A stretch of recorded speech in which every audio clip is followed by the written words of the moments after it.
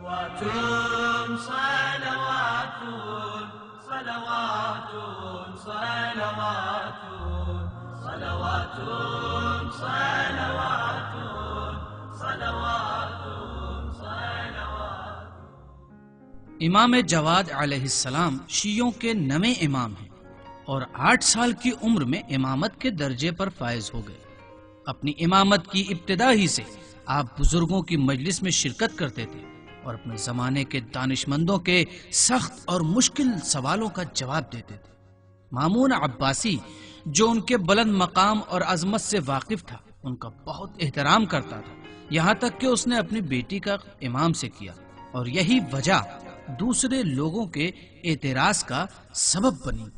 اے امیر المومنین، آپ نے کیسے گوارا کیا کہ اپنی بیٹی کو امام رضا کے فرزند کے عقد میں دے دیں؟ اے ہمیں خوف ہے کہ ان کی وجہ سے یہ تخت و تاج جسے خدا نے ہمیں عطا کیا ہے ہمارے ہاتھوں سے چلا جائے۔ کیا یہ تمہارا نظریہ ہے یا تمام بنی عباس کے لوگوں کا ہے؟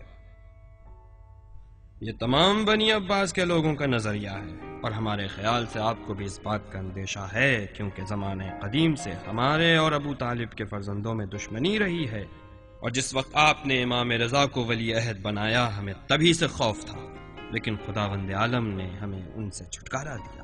وہ دشمنی جو زمانہ قدیم سے ہمارے اور ابو طالب کے فرزندوں میں ہے، اس میں ہمارے ہی بزرگوں کا قصور ہے، لیکن جواد کے معاملے میں کہ جن کا میں اتنا احترام کرتا ہوں، تو ان کے علم اور فضیلت کی وجہ سے ہے کہ اتنی کم سنی میں تمام دانشمندوں کے اوپر فضیلت رکھتے ہیں۔ اس نوجوان کی جسے آپ اتنی تعریف کر رہے ہیں وہ تو دراصل ایک بچہ ہے جسے کسی طرح کی کوئی سمجھ نہیں۔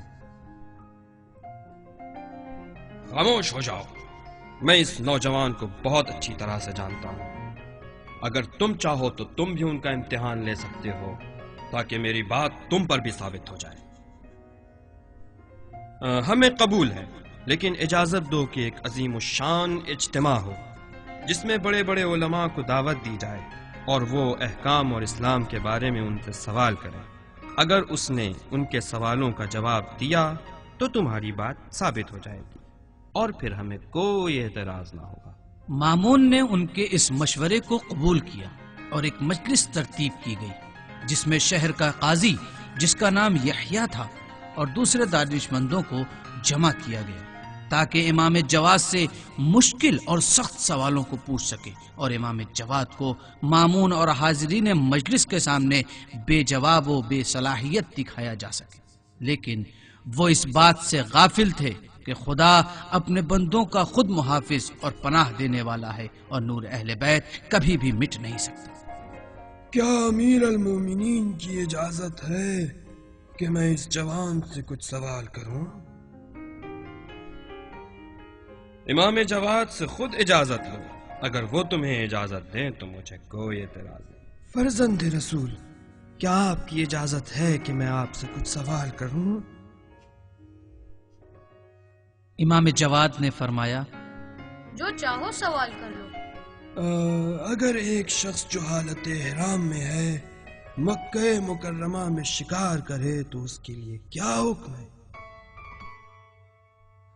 امام نے فرمایا، یہ شخص جس نے شکار کیا ہے کیا وہ اس مسئلے کو جانتا تھا یا اس مسئلے سے بے خبر تھا؟ اور اس نے جو شکار کیا ہے کیا اس نے جان بوجھ کر کیا یا اس سے غلطی سے ہو گیا؟ یہ شکاری ایک آزاد انسان تھا یا غلام؟ کیا وہ عمر میں بڑا تھا یا چھوٹا؟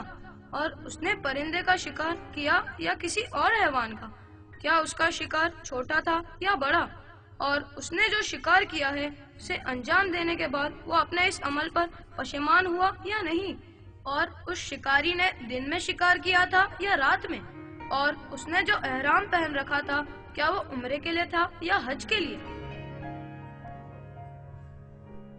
یحییٰ نے جب مسئلے کی اتنی پیچیدگیوں کو سنا تو حیرت زدہ ہوا اور اسے تب سمجھ میں آ گیا کہ ایک مسئلے کی کتنی شاخیں ہو سکتی ہیں، اور ان سب کے جواب امام جواد کے پاس موجود ہیں، لیکن وہ خود ان سے بے خبر ہے اور تمام حاضرین محفل کے سامنے اس کی ناقابلیت ظاہر ہو گئی۔ اب تم لوگوں کو سمجھ میں آ گیا کہ بغیر سوچے سمجھے مجھ پر اعتراض کر رہے تھے۔ مرحبا جواد، اگر تم چاہو تو تم بھی یحییٰ سے سوال کر سکتے ہو۔ امام نے فرمایا، اے یحییٰ، کیا میں تم سے کچھ سوال کر سکتا ہوں؟ آپ کو اختیار ہے، اگر مجھے اس کا جواب پتا ہوگا تو ضرور بتاؤں گا، ورنہ آپ سے استفادہ کر لیں گے۔ امام جواد نے فرمایا، کیا بتا سکتے ہو کہ کیسے ممکن ہے کہ ایک مرد کسی عورت پر دن کی ابتدا میں اگر نگاہ کرے تو حرام ہو، اور تھوڑی مدت کے بعد اگر نگاہ کرے تو حلال ہوگا، اور پھر ظہر کے وقت اگر نگاہ کرے تو حرام ہوگا، اور اگر وقت عصر نگاہ کرے تو حلال، اور اگر غروب کے وقت نگاہ کرے تو حرام ہوگا، لیکن رات کو اگر نگاہ کرے تو حلال، اور اگر آدھی رات کو اس عورت کی طرف نظر کرے تو حرام ہے، لیکن اگر طلوع فجر کے وقت اس پر نظر کرے تو حلال ہوگا۔ یہ لوگ کیسے مرد اور زن ہیں کہ بار بار ایک دوسرے پر حرام اور حلال ہو جاتے ہیں؟ کیا کوئی ہے جو اس مسئلے کا جواب دے سکے؟ خدا کی قسم، میں اس مسئلے کا جواب نہیں جانتا ہوں۔ اگر آپ اس کا جواب دے دیں تو ہم سب کو بھی معلوم ہو جائے گا۔